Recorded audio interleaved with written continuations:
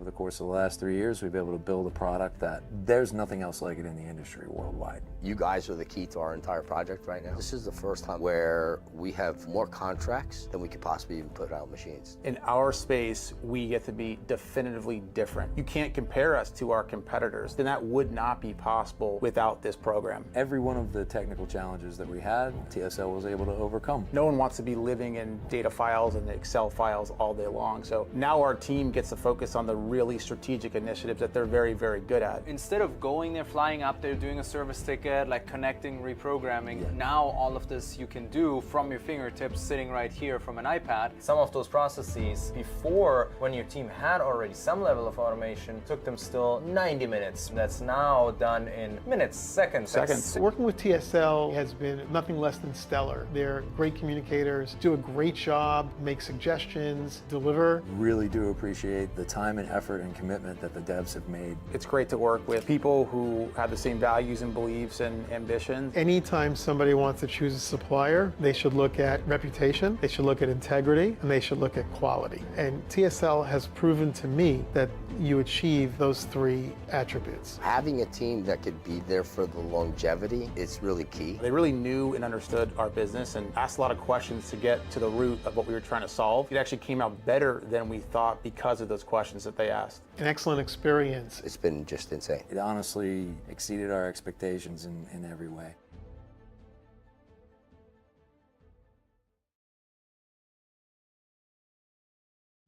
So you have braved the heat, you have made it out, you are continuing to network, and I thank each and every one of you guys. I did lower the AC, so that should be taking effect shortly. There we go, there we go. Thank you guys so much for being here. I do a quick poll at the beginning of every session. Who's my returning attendees of AI Uncorked? There we go. Thank you guys so much for being part of what makes this organization so amazing. We've been doing this in November. It'll be 3 consecutive years every single month of bringing AI to the community here in South Florida, and we're not planning on stopping anytime soon. And sneak peek, in case you guys have seen it on the screens out there, we are building an event called Horizon. So, sneak peek, it's going to be March 19th, 2027. We're going full tech summit mode. There's going to be a unique AI Uncorked track, so we're going to have networking, we're going to have speakers, we're going to have workshops all throughout the day. It's going to be an all-day event, including lunch, happy hour afterwards. So if you haven't saved it, make sure you grab one of the screens and grab the QR code before you guys leave today. Who's my net new attendees? First-time viewers of AI Uncorked, thank you guys so much for coming out today. Just a tiny bit, if I may, about us. We are the SilverLogic and Bridget, the 2 companies that you'll see kind of plastered all over the place. The SilverLogic has been building custom software right here in Boca for the last 14 years. All the images around you guys represent some of the really cool platforms that we have the pleasure of being a part of as businesses have come to us with their automation challenges, new markets to break into, and any other problem under the sun, and we've had the pleasure of building alongside them. The other brand you'll see is Bridget, which is, as of 10 months ago, our AI engineering division. We offer everything from executive education to figure out how the heck is AI going to play a pivotal role in my organization and how do I crack the code, to the strategy sessions where we break down business process alongside those executive teams all the way through fractional AI engineering. I am incredibly excited for today's talk. Project management organizations and PMO is something that Felipe Espinosa has been doing for many, many years. He now is the founder and owner of Aristotle Consulting. PMO, although it's an enterprise-esque topic in some circles, the principles of it are so important for effectively approaching and scaling AI within an organization. So, everybody make sure that you get your best listening ears firmly attached. If you guys have questions, throw your hand up. I will be running around with a little microphone. I'll take this off and put it right here. Hold on to your question until I run up and hand you the mic. I know that it's not going to project, but it's for the benefit of our audience on LinkedIn and YouTube. So everybody, say hi, YouTube. Hi. Oh, all right. That's a little scary, Felipe. All right, let's do a little bit better. Big round of applause for Felipe and PMO and AI. All right. Thanks, Mark. Good evening. Thank you guys so much for coming. This is pretty cool. Full room. Wow. All right. So first of all, I'm not here to sell you anything. This is something that I've been playing around with for a while. So we're going to run through this. Let's engage, have some open conversations. I'll try to stay maybe ankle deep in tech, space. I won't get into ones and zeros, but we'll get into it. All right. There we go. All right. So I've been in the IT technology space for the last 20 years. I started as a network systems engineer, and then my boss came and said, hey, we have some projects. Can you help us deliver them? So I continued to do that. I became a PMP, project management professional, certified back in 2006. And I've just been driving projects for many organizations at different levels, everything from a startup to a very large enterprise, 20 billion and more, private family-owned company, and now working with a larger enterprise. So I've been dealing with project management, how do we deliver, right? I've gone from, hey, we've delivered 100 projects, everybody gives high fives because we deliver 100 projects, to what is the outcome, what is the value that we delivered, right? So we've been through that journey. And I'm more in this space now around what is the outcome that we've delivered with this project, now how many projects we delivered. So in this experience, in this journey that I've been in, I've realized that many organizations already have what they need to be successful. They're just buried in personal folders, buried in OneDrive, buried in SharePoint files, and in different tools that companies have used throughout the years. So I've come up with a thesis that has helped us say, what if we keep all that knowledge, keep the tools that you're already using, let's not fight, let's not swim against the current, but let's utilize that and then tap into the knowledge to really bring it up to deliver more value, okay? So I'm going to start with a question. And the question is, in a show of hands, how many of you right now could think about the investments that your companies are making and saying, I'm delivering the value that we promised against that budget or that, investment that the company said, go build me the next ERP system because I want it, it's going to make us whatever. How many of you, show of hands, could tell me, I know exactly what that investment is going to produce? Okay, 2, 3. Okay, all right. So 3 out of how many people, Mark? Roughly 20? Yeah, a little bit more. Yep. So, right, the reason why the silence is because a lot of us probably had to think about, okay, I need to go look at a spreadsheet. I need to go pull up my last status report. I need to go look at my financials, right? And start gluing all these things together to try to figure out what that is. In my experience, I've gotten, so in the last company I was in, I became a program manager. I was there as a program manager, and they tapped me on my shoulder on a Friday at 3:30 because the PM gave a report that said, hey, this $27 million project that you've in charge me with is now late and is going to be 9 months delayed. When you look at the status reports until that day, they were all green. Everything was on track. No problems, right? He also submitted his resignation as he had sent, but that's not here or there. So why, right? Because status reports are nothing but theater. We're very optimistic. We want everybody to do this and to see that we're on track, right? So those are some of the problems that we have. Second, as PMO leaders or just people leaders or leaders in general, we've become nose blind to that optimism. So when the status reports comes, we don't even read it. We don't even try to figure out where does this really stand, because so much of that data is optimistic to make me feel happy, right? Almost like ChatGPT. It's always telling you you're the best, right? That's kind of what it has become. 2, we We have way too many tools. And as a leader, I don't have time to go into Jira, Workfront, smartcheesemonday.com and trying to figure things out. I don't. I need to be able to make decisions faster, right? The activities, we're tracking activities. How many tasks did we complete this week? But are those tasks really the ones that I need to hit the milestone, to really deliver the outcome that I need to get to? So those are the things that are causing us the problem. So the issue is not people. The issue is not us as leaders, but really the issue is that we just have data everywhere. And we don't have a good way to synthesize that data, because status reports doesn't do that for us really well. So that's what I want to talk to you about, is the silence that question created, and how do we get around it? So, and we'll get into the AI element into that as well. So, like myself, and I have a former colleague that I used to work with, we thought, you know what? Let's go buy the best tool available. Standardize everybody, okay? We went out, not going to say the name of the tool, but if you want to know, ask me later. We bought it.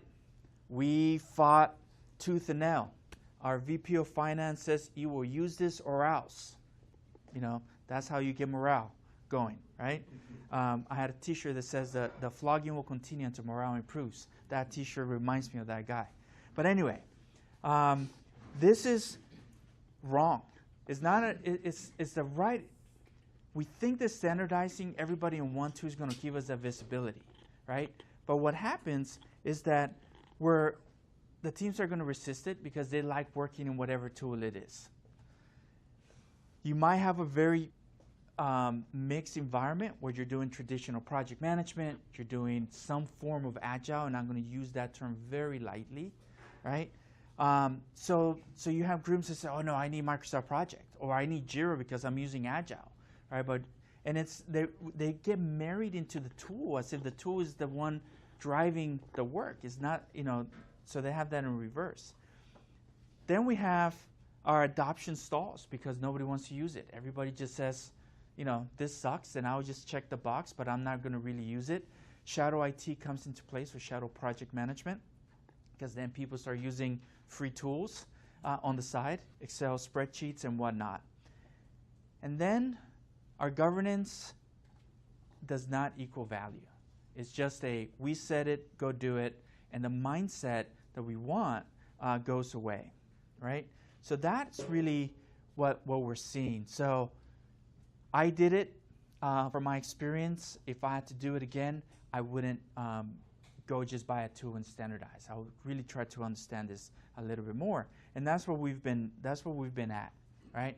So this is really what I've come to my conclusion, is that first, we have the data that helps me understand, build a system from a PMO that is going to help me build the right insights, not like a Power BI dashboard, because that's just telling me something, but I'm actually spoiling the next point, so I'll pause there. Right, so I have the data. It's either in Jira or Project or in Smart or whatever tool of flavor that you like. We already have that there. Second, we already have the knowledge. Many of us have standard operating procedures, or we apply to some form of framework. PMI, project management, the PMBOK, product management, the Agile Manifesto, or some form of standard, development standards, right? We want everybody to code this way. Here's the standards that enterprise architecture, our cybersecurity team has applied. So we have that information.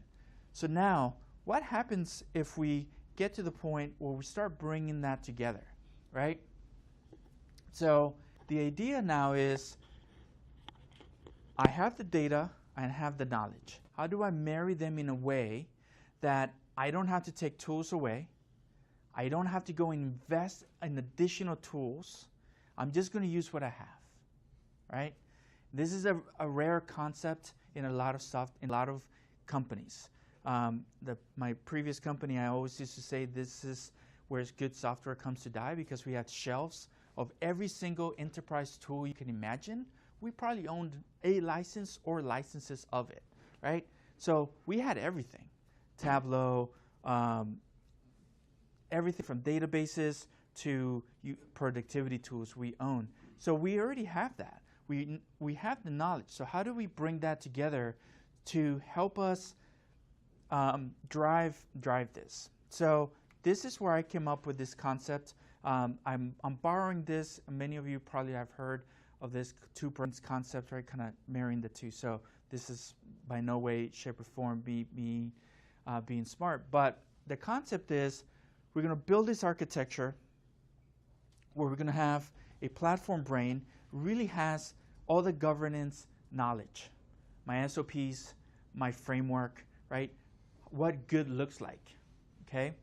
We're going to build all that. If you already have, if you're following a PMBOK, if you're following any of the PMI program portfolio and project management standards as well as risk management, we can just tap into that and utilize that as the source. We don't need to reinvent it, but we can customize it to meet our own company needs and how we operate. Layer that with our own internal company policies. If you have policies around funding, talking to a company that they don't require change controls as long as your budget is within 10%, right? That kind of sounds weird to me, but that's their process. To me, if I have a budget, I shouldn't go over. It's like my checking account. If my bank doesn't say, you can spend 10% more than you have and you'll be okay. They don't tell me that, right? So I don't understand that concept, but I can integrate that into this governance knowledge area, right? I then codify this, right? So I use Claude. I'm a Claude guy, right? So I can create reference files, and I can codify that so that my knowledge is no longer sparse everywhere. I can document that into skills, reference files, and move it into my GitHub. So now I can control any updates. I can control the what's the best word I'm looking for? The integrity of that knowledge, right? I can treat it like code.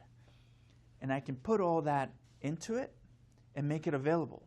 Then the second then becomes what I'm calling the portfolio brain. And this is really around what are the goals of the companies? What are the OKRs? What am I trying to achieve this year, right?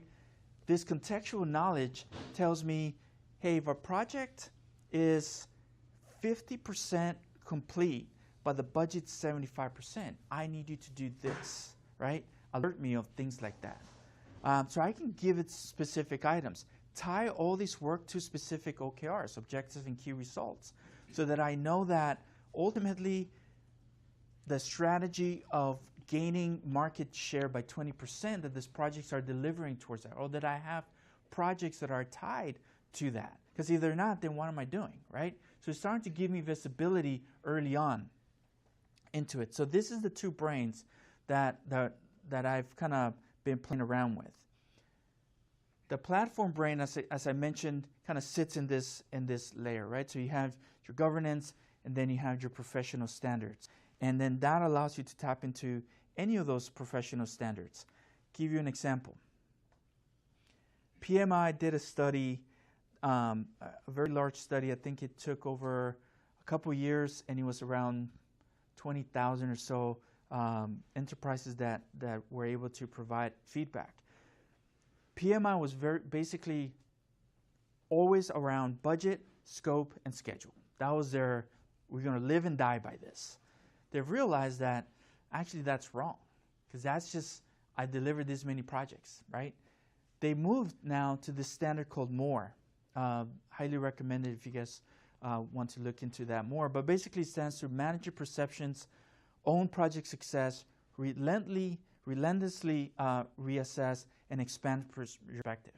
Because this is how we get to our outcome instead of worrying about the outputs, right? Outputs is 100 projects. Outcome, one project got me at 18% market share. That's what I want. I don't want 100 projects. That doesn't do anything for me, right? As a CEO of a company, I want to know that I'm gaining market share by my investment, as an example. So we can take that model that is already written its own, it's open, it's an open source thing, I'm not violating any of that. And then I can translate it into my brain to say, listen, we want to manage perception. This is where value must be seen, not be delivered.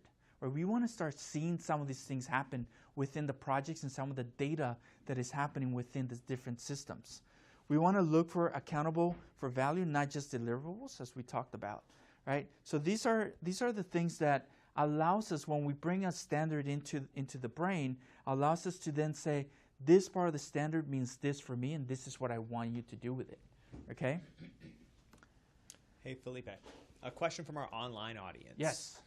How do you, so you mentioned not over standardizing, right? And then you talk about implementing standards. How do you keep, as you go to set standards for your organization, how do you not go overkill and attempt to standardize everything, like in that process? Good question. So when I said not to standardize, I mean, I'm going to give everybody a number 2 pencil and a Bix black pen, and that's the only thing you can do. That's what standardization, what I meant by that, standardization. What I'm talking about standards is utilizing standards like PMI, like SAFe for scaling agile, or other models like that we can borrow, and many of us probably already use today to help us lead and chart that course. Okay? Thank you. All right, so according to PMI, 7%, right? And this is a really good a project consistently practice of behaviors linked to strong value. That means that 93% are just making it up as they go. That's a pretty bad investment. If I'm only getting 7% and 93% I'm leaving, right? So we want to look at that, and that's a really interesting thing. And that's why, again, look at what is the standards that I want to apply that fit my type of business. Not every standard should fit. All right, so the portfolio brain, so we talked about the governance and that component, the platform, what I'm calling the platform brain, and now the portfolio brain. This is very specific to your organization and what matters to you and what you're trying to accomplish, right? So show of hands, how many of you guys in your organizations have implemented, tried to implement, or are currently using enterprise OKRs, objectives and key results? 2, 3, 4, okay. So had a promise, right? OKRs came out several years ago, had a lot of promise. I think that enterprise politics kind of created some conflicts in adopting it. You know how many tools are around OKRs right now? And even Microsoft even created a tool called Goals. They recently just killed, right? Because they're like, we're going to go for this market, and everybody's like, we don't even know how to apply just the principles, right? But apply your goals and objectives. Every company has an objective every year, right? There's a CEO that's saying, hey, we want to do this, we want to lower costs, increase sales, right? Increase market share, whatever it is. Document those, bring them in. You already have them. There's a strat plan in your organization, one way or another, that everybody's working towards. Bring that in. Connect the silos. What are the tools that your teams are using that the data is hiding in that you need to expose? Don't take the tools away, but expose that data, okay? So I started a couple years ago documenting a baseball card for my PMs. And that baseball card, just like you think of a baseball card, you flip it around, it's all the stats on that PM, right? It was to help me figure out which PM would be best at which project, okay? Not all PMs are cut the same. Some projects are more complex. And I might need somebody with more systems thinking in projects like that, where something that is kind of rinse and repeat, and I just need a project manager that just kind of does that really well. So what kind of PM do I need? So I started building that baseball card of PMs to help me then drive, where do I sign them, right? One of my colleagues saw them, they're like, whoa, HR is going to have a problem with that because you're, and it's like, no, this is not about performance. This is about where do I, the drafts are coming up, right? I think 2 weeks. So they're all looking at stats of those players, and they're trying to pick. Yeah, they're just trying to build that so I can put them in the right place. I believe that I want to put the right people in the right project to succeed. If I put a project manager that I need somebody who can step back and look at the big picture and be a creative thinker, but that person is very analytical and they can just create some really beautiful WBSs, but not be a big thinker, they're going to fail. And whose fault is that? Theirs or mine? It's mine because I assigned them to a project that they just weren't fit for. So that's what that is. And then we want to start looking at signals, right? So if you're doing product and you're like, hey, Black Friday's coming up, so I need to make sure that that date's not going to move. We know about it every year. We can project Black Friday in the next. So your Best Buy, when you're making 25% of your income in Black Friday, you don't want to miss that date, right? So what are those signals that you want to make sure that you're tracking against? Not from an optimistic status report perspective, but what is the data telling me that am I hitting towards that or not? Okay, so that's the portfolio brain. So how do we get there?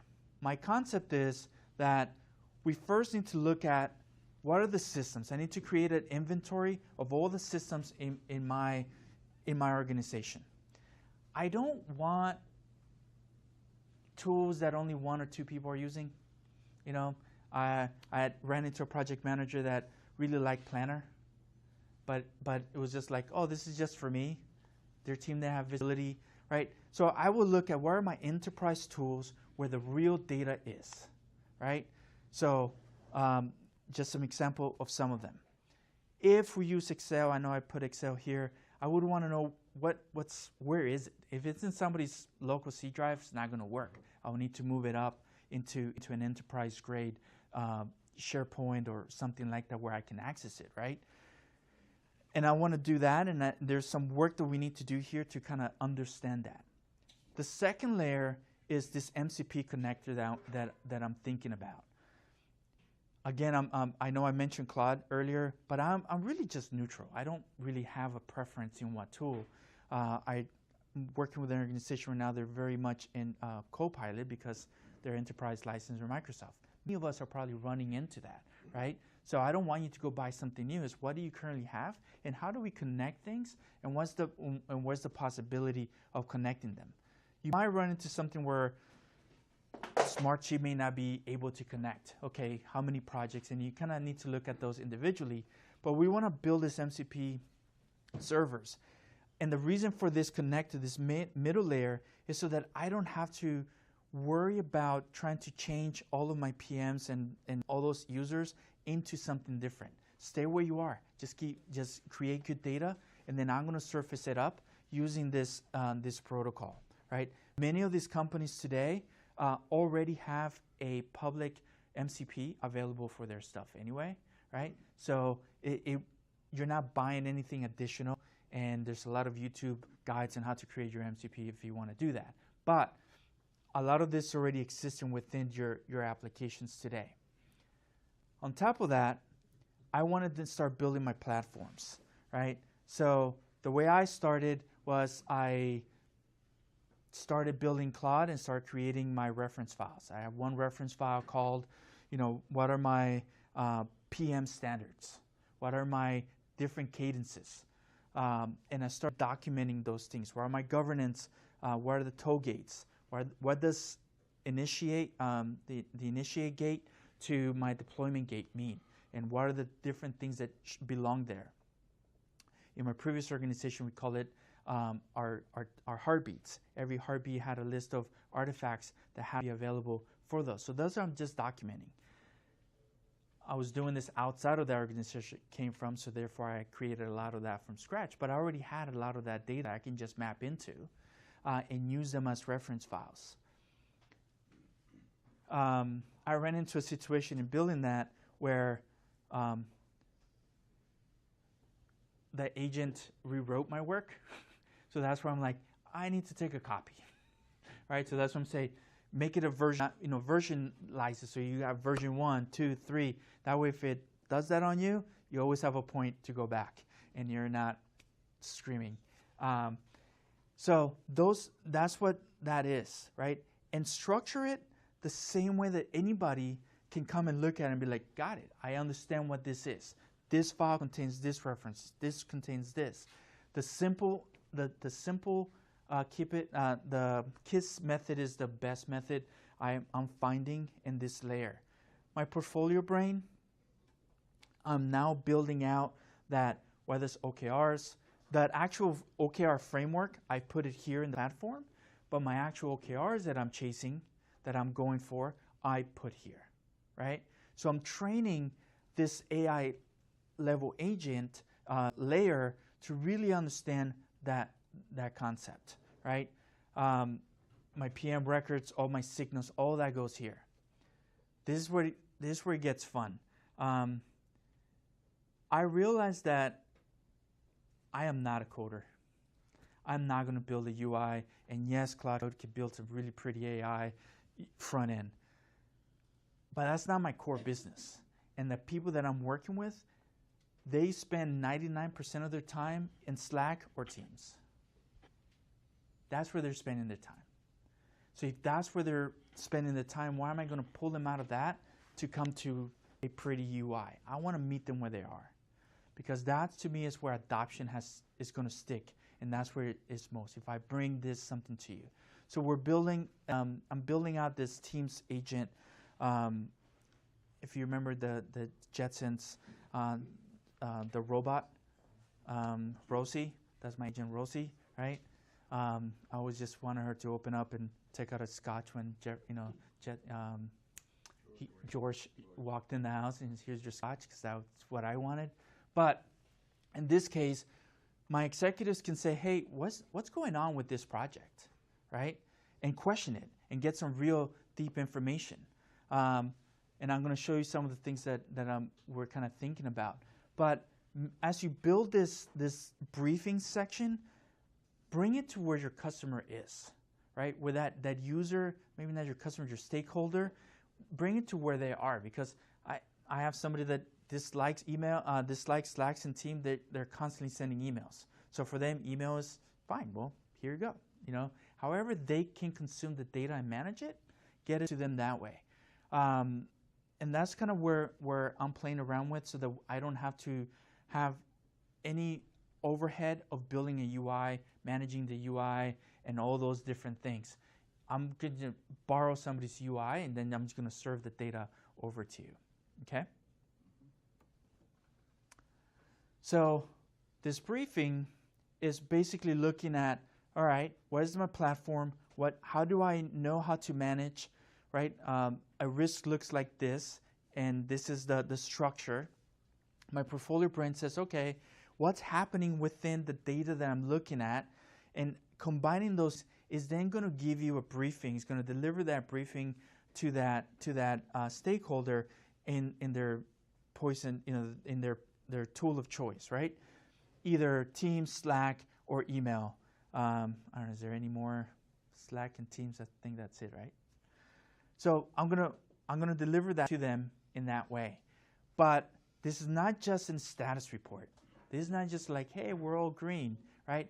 I want it to drive action. It has to drive something, and it has to give me some more information. So what we're thinking is, this is what happens today.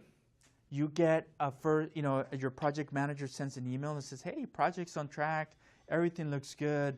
And then all of a sudden you get a reply that says, we're late, we're 3 weeks, we're over budget, whatever the case is. That is too late for any of us to react to. We could have maybe done something. We move a lever somewhere, right? So having that doesn't really help us. It just tells us, it's a dead on arrival announcement, right? Instead, what we want to move towards is, hey, in the morning when you wake up and you open up your Slack or whatever tool, you say, hey, there's just 6 tasks are slipping by 5 days, right? Like, I want to go jump into that. I'm looking at your milestone velocity, and you're down by according to your baseline. So there's things that I can ask more questions about within that chat window to say, tell me what milestones are behind, what tasks are behind, because maybe they're expected, right? And those are not in my critical path, so I may not really, care to act in that moment. There's dependencies to vendors and things like that, right? We've talked about including this, adding some data points to weather, especially if you're dealing with supply chain, if you're dealing with anything like that can be affected by geopolitical affairs, and things like that. Right now, how many companies are probably waiting for hardware to show up because memory is so short, right? Things like that, triggers like that can come in and say, hey, this is happening over here, and you should know that this has an impact on you, or potentially has an impact. Let you decide as the person in the middle, right? So this is the type of announcement that we would want to have, is saying, hey, you have 14 initiatives, they're all on track. You're good. There are 2 that need your attention this morning. Atlas, here's what's going on. Loyalty revamp, here's what's going on. When I was thinking about the future and what this could do is, if I'm the stakeholder reading this, the options that come up to me is, do you want me to schedule a meeting with the PM? Right? Like, it should just kind of be like, here are the 3 recommended actions that you should take right now, right? So some of those things are still being kind of thought about and kind of figuring out how that will work. But to get us started is to provide this information so that you can then jump on it, okay? If your stakeholder has built or uses some form of chief of staff agent that is kind of bringing that information, we can tap into that. So it's not an additional thing that they're reading, but encapsulate that into their chief of staff update that they get is, here's what's going on, okay? So now you get this in the morning, it's in your email or in your chat. Now you can take action before you get started, okay? So that's some of the concepts that we've been really thinking about.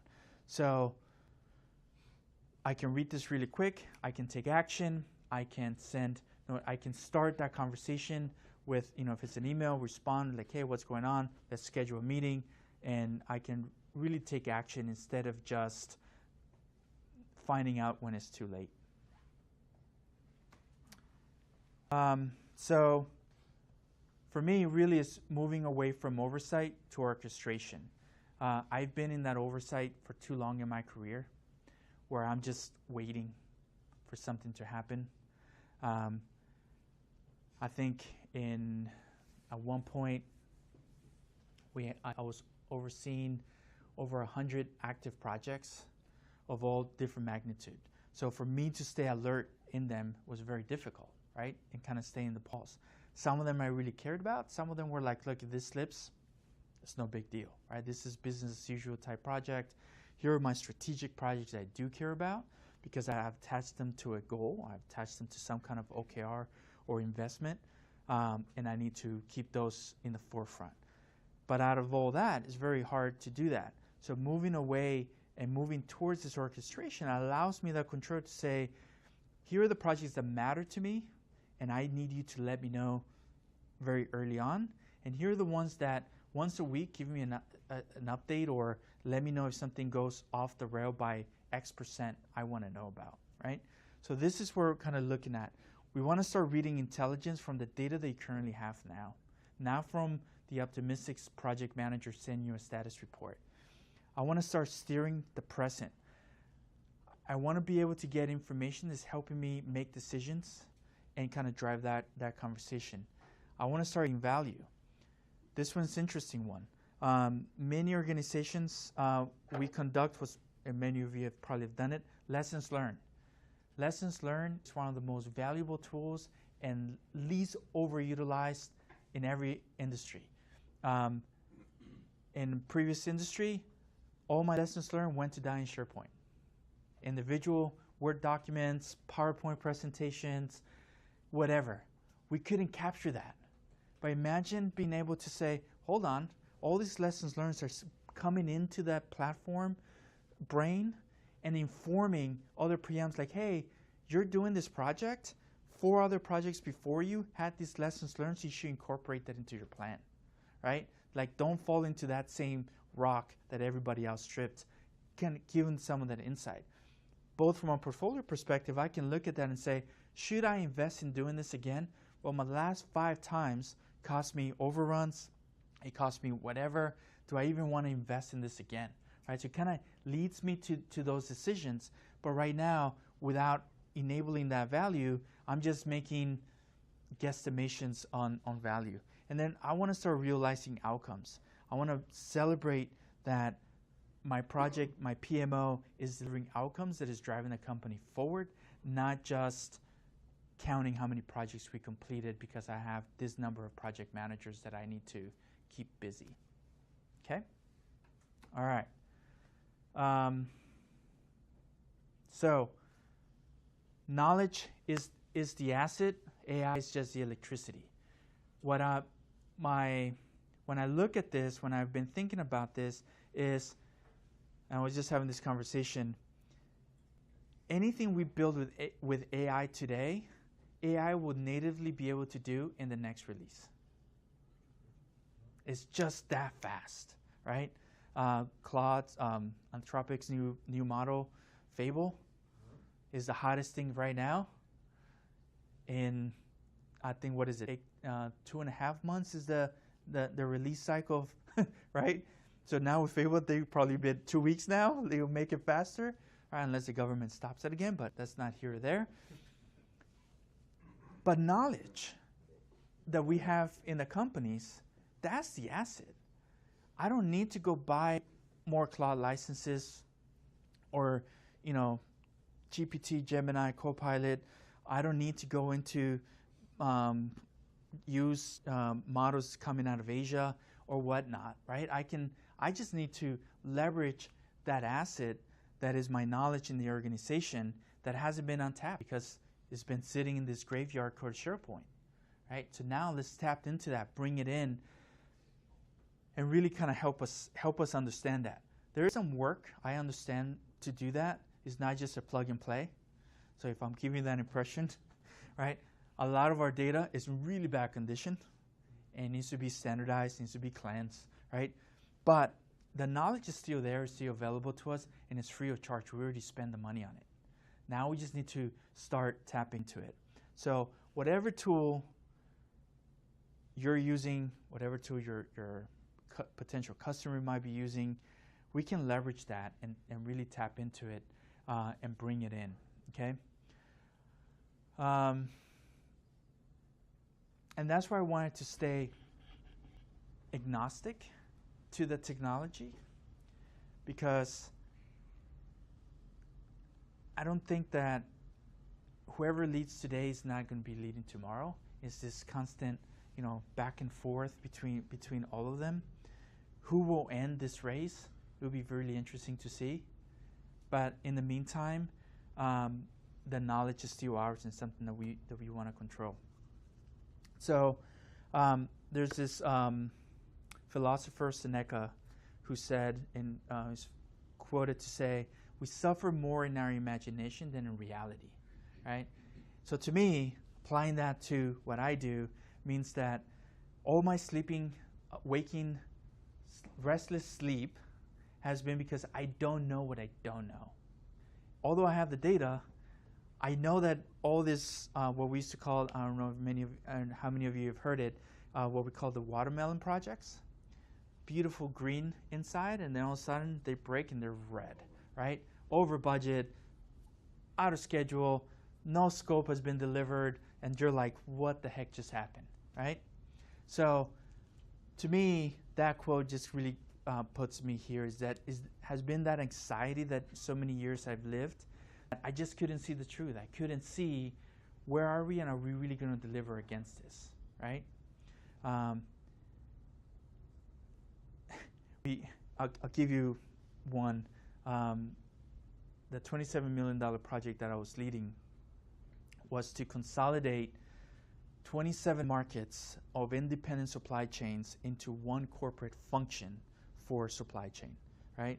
Purchasing, everything was done. The business case said by doing this project, we would save $10 billion in 10 years. No, $1 billion in 10 years. That was the operational savings, right? By consolidating, standardizing demand and procurement of our product and distributing to the market, because we also get the right product in the warehouse instead of the bad product that doesn't sell. Crazy project, very long days and nights. We went live. My supply chain partner was responsible for data cleanup and giving us the mapping. A case equals this, a pallet equals that, right? Their supply chain, who knows that information better than them. We're in our 15th day of hypercare.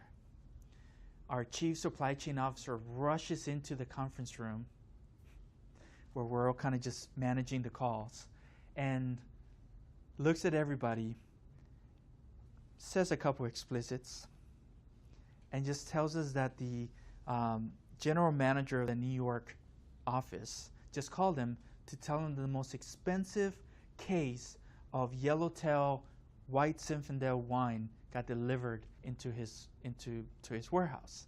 So Yellowtail, anybody, goes about $8 to $10 a bottle, right?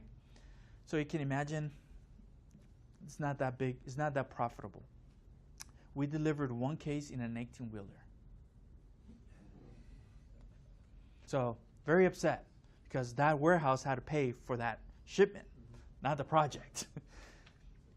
So that was because we didn't have any of this insight. We assumed that what supply chain gave us was right? So after that, I was like, man, I can't trust you now, right?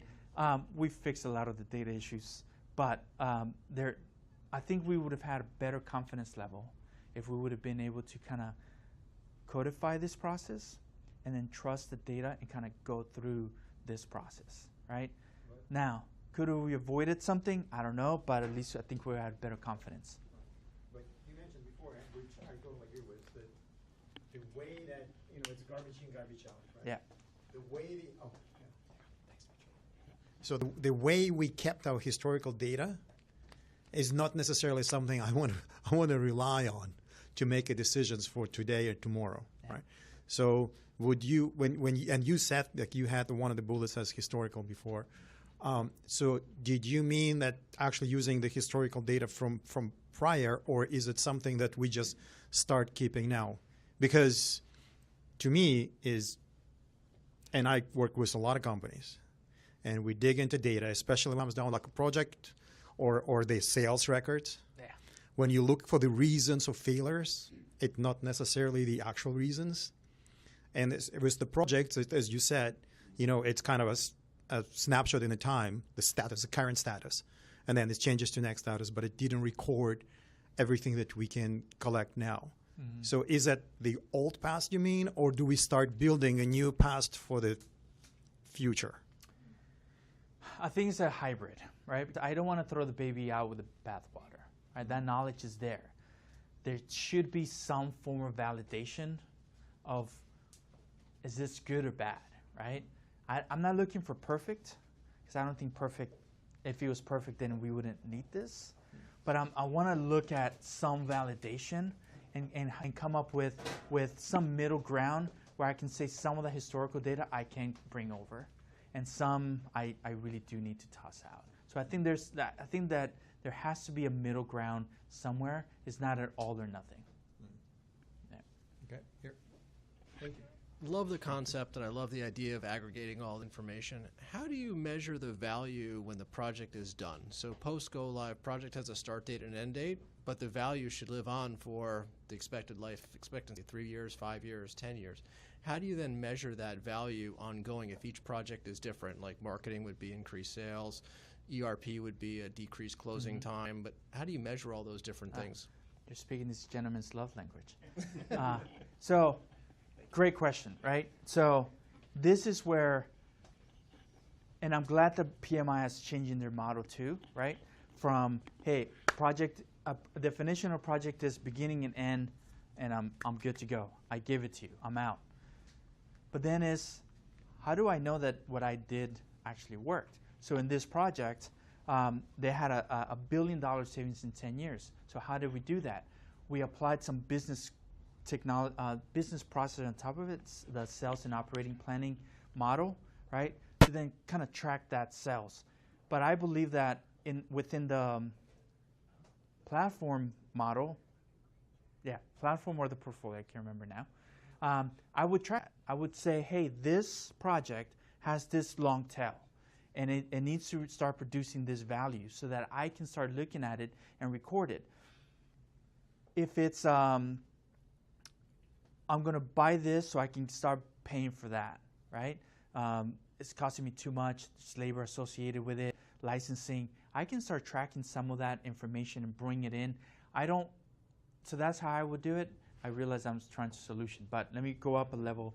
I would document what is the outcome and what is the period of time that I want to see that so I can keep track of it. And I would connect what is going to feed me this data, right? Kyle here and I worked together in a previous company, and that was one of the conversations we've always had is how do we track the long-term value, right? Strategic value of this large initiatives. And sometimes it does get lost because finance is like, well, we've moved on to something else, right? So there's a specific function that should be tracking that value over time and come back and say, hey, that investment did do that for you, right? Yeah. Good question. But this is not something that we previously collected, right? So nobody tracked this data before. In different ways, right? So one of the projects we worked on was we're buying this because we need to get rid of all these licenses that are costing me 2 times more than this, right? So one of the things would be, okay, we went live and I had 60 days to kill all these licenses. So let's make sure that somehow we're tracking that those licenses are now gone and no longer in my recurring, my current sheet, right? Like those are the things that we can do easily. So we are tracking them, right? So I think, but sometimes in projects, I just need to deliver this thing and we then connect the why. We're doing this because of that. So the idea here is that we're connecting all of that together so that we can truly start seeing some of that. So that might be an exercise in implementing this is like, what's the why of this project? And what are you expecting to receive so that we can connect it together? Yeah. All right, so last, I think I went a little fast, I apologize, but we'll open up for questions. So to me, this is where I'm a technologist at heart. I'm not here to sell any specific vendor. So I'm agnostic, and I really just love value. This is a conversation. It's also my love language. Let's talk about data and value, right? Why are we doing it, and what value is it providing? If it's just yet another fancy tool, it's going to be replaced tomorrow. But this is kind of the thing. So love to have the conversation. I'll open it up to the group online and here. Perfect. We got some time for questions, but first, round of applause for Felipe.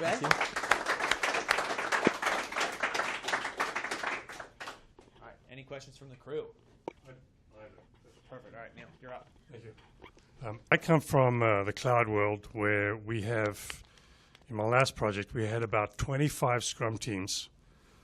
It's a massive cloud project, all working on microservices. So we found that we had to have a tool that was standardized across these teams. They had to count points in the same way. Otherwise, it was almost impossible to track these enormous projects in the cloud. Oh, yeah. So I think AI has definitely got a place there. We just have to figure out where. Maybe even at the planning stage, so that you can figure out where to cancel and what to not to work on, so that these Scrum teams are all sort of working on the same theme. Yeah. Well, so anyway. To add to that, right? Thank you. We did a scaling project with using the SAFe framework, right? So we had an art, we had a little over 200 people in this art, different business units, different functions. When I think back, if I have what I have now, one of the things we've been really good at is to put a layer to say, what team is falling behind and why? And what is the impact of that? So in your case, 25 teams, let's say all using Jira, I can put Jira and I can start attaching features and dependencies. And with Robo, actually, it's fantastic. Robo has done, Atlassian has done a really good job putting Robo into their suite. It can alert me to teams' velocity and what is the impact of that to other teams, right? So it does allow me to do that. But as a program manager, I was able, if I could codify what that means, right? Because not everything is the same. I want to know, even though Agile doesn't use the term critical path, we do have critical path in delivery anyway, right? Call it what you will. So once you have that mapped out to this feature and what are the things that need to happen for me to go live during this period of time, I can use a Robo or whatever tool you're using to keep track of that and bubble up that information, right? Mark's going on vacation and he's my head, shared database guy, and now 4 teams need him. That should be bubbling up saying, hey, Mark's going on vacation. Who's doing this job tomorrow? He's going to be having an impact on you. So I think you need that type of information. Hey, by the way, Philip, I love the presentation. Thank you. Great approach and a very meaningful solution that you are sharing. My question for you is, like every other AI project, I think it's a building that needs to be built on a solid foundation. Mm-hmm. And if you see a company that has a very fragmented, very fragmented processes between the PMO and the governance and the financing, and you don't see, that doesn't happen anywhere. This is very hypothetical, I'm sure. Yeah. And you don't have that golden repository of all those processes and all the governance there. How do you help that company to build that brain, the business brain that is part of your solution? Yeah. Great question. So people, process, technology. Okay, people. We can have the debate later. People or process, which goes first, right? But most likely, all the organization already have the people, right? But the processes part is where I'm currently working with somebody that there's proof that there was governance in the PMO and how they did things. But after COVID, we went into a just get it done attitude and just go, right? So now they're going, okay, COVID's gone, and we're still in this attitude of just get them done, but this is not sustainable. So how do we provide some of that? So we started a process, and we started documenting those processes. So this is it's a project, it's a transformation with AI embedded, but it's not an AI only. That's how I would approach it, right? So to me, it's like, let's look at your processes. Do they exist? What is the tolerance for process? Some organizations like, no, one CIO said that that she's allergic to the word PMO. She's allergic to the word governance because she sees that as slowing down innovation, right? I had a previous CIO who believed that we need governance, but I want freedom within the governance, right? So I took that as, many of you have driven in Rome. There is no traffic. The lines on the road are just there for decoration because nobody uses them, right? Imagine 95 without any lane divisions. Just one large, actually kind of like that now, but right, everybody starts going, and that's what I saw it as. The governance just provides me like, hey, I just want to keep things organized, but it doesn't tell you how to do it and when to do it, and that control. I still give you some freedom, but I understand that I need to stay within a lane, right? So you kind of see that in between two different leaders. So I'm trying to bridge that gap by saying, well, what matters and what could get in the way, and let's build just enough governance to help us provide structure, and then kind of layer on top of that. It's not a sequence. It's not a parallel. I'm doing things in sequence, building some of the AI stuff with the governance, because I can't. If I do that, then I would love to be there forever. But that's how I would kind of approach it. Yeah. Felipe, can I give one other perspective on that one? We're starting to see, you brought up critical path, which I think is really important. And one of the concepts that we use a lot is the theory of constraints. And the reason why we talk a lot about that with organizations is because if you don't have PMO and you don't have the guard and you don't have the standards, we're seeing more and more organizations target an individual task or a sequence of tasks for automation through AI, but there is no AI automation workflow that is currently devoid of human in the loop at some stage, right? That is critical in work product creation. And so there is a massive problem if you don't have PMO, or at least PMO principles, guarding your processes, that you run into just creating constraints and bottlenecks within a process that may not have had them before, because you're artificially accelerating a given work product far beyond what the throughput of the system can actually keep up with. So you're just kind of like kicking the can down the road because AI is a shiny object syndrome, and it creates a whole mess of issues. Yeah. So we're seeing the exact same thing. Yeah, that's spot on. Yeah. Felipe, great presentation, and I obviously can see where a lot of the inspiration came from, given our past work together. We talked a little bit before about kind of the tail end of the life cycle, tracking the value, delivery, post implementation and execution of the work. Can you talk a little bit about, from the framework perspective, either from the platform or portfolio brain, where does something like on the other end of the life cycle fit, that connection back to the overall vision of the organization, the strategic objectives, and maintaining that connection so that it informs what ends up in the portfolio? I think you would sit here in that portfolio brain, because this portfolio brain really should be future looking, present and future looking, right? I didn't think of that, but in the source of systems, I would want to attach my financial or my data lake where I can pull financials from to say, hey, am I hitting those goals, right? So I can then connect it back and inform it, right? But I think it's here in the portfolio brain and kind of thinking through that prompt in Slack or Teams that says, hey, where am I against this investment, right? Quarter one, quarter two, am I hitting those milestones?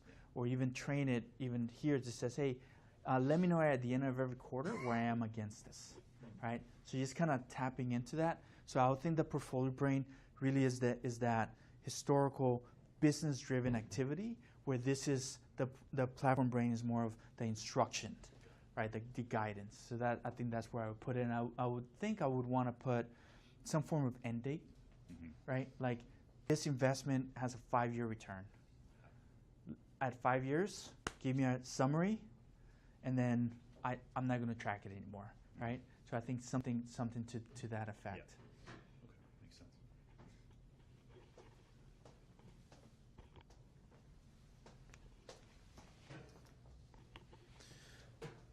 Felipe, one of the, I think, positive attributes of this platform's capability is the transparency that it brings.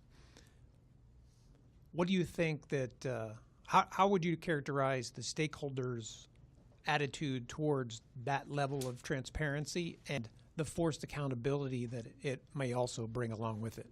Yeah. So there's a VP that I'm working with right now. I'm learning so much from him. We shared that, I'm not going to quote the sources because I don't remember it, but he quoted that 93% of project failures are for 2 reasons: communication, transparency, right? So we've centered our North Star around those 2 things. So are we communicating and alerting in advance, right? So that's kind of, this kind of falls into that briefing. I'm sharing that with you. And that transparency to also show and say, where's that coming from and who owns this action, right? I think, I haven't delved into this yet, but I can kind of see the future where there might be an executive that says, hey, I'm not comfortable you sharing that I own something, because I may not want to deliver it. And I think that's going to be a political thing that we have to address when we get there. You know, I've ran into executives that when we implemented this PPM tool, They basically said, we don't want to talk to any stakeholders. I'm the sole stakeholder. I own everything. I make the decisions. It blew up, right, because of it. But honestly, all we could say is this individual made these decisions, and he didn't like that at first, but then he had to own it because it became very clear. So if I look at that example moving forward, I would, as I'm presenting this to the stakeholders that are going to buy into it, I would add that to my presentation to say, this will enforce and call out transparency and communication. And it's going to be really uncomfortable for some people hearing the transparency side, right? This same individual just didn't want to share budgetary numbers, but because just working, I own that, and it's like, no, that's not the same thing. There's an interview with Steve Jobs, where Steve Jobs said, my product team, they just worry about product. My finance team worries about how to fund them and how to keep them going. And the product people didn't have to worry about balance sheets. And that's a different conversation, because that was more like, your subject matter expert is product. Go make it happen. I'll pay the bills, And instead of, I'm just not going to show you, but I'm also not going to give you a runway, So that was really the two differences. All right, ladies and gentlemen, one more round of applause for Felipe.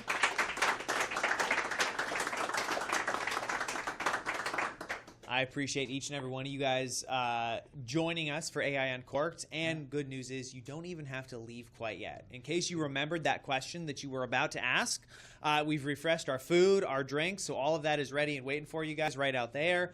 Please feel free to stick around, mingle a little bit. And once again, on behalf of myself, the SilverLogic, Felipe, thank you guys so much for attending. And we hope to see you next month, third Wednesday of every month, as always, for next session of AI Uncorked. Thank you guys so much. Thank you.